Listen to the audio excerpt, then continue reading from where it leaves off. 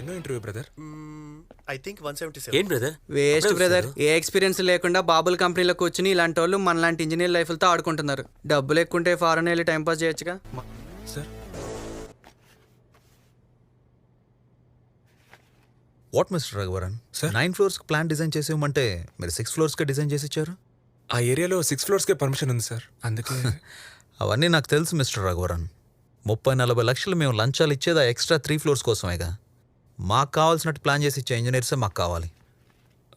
Sir అది తప్పు కదా సార్, అలాంటి తప్పులు చేయకూడదనే కదా సార్ పద్ధతిగా ఇంజనీరింగ్ చదువుకొని వచ్చాం. You may go mister Raghuvaran.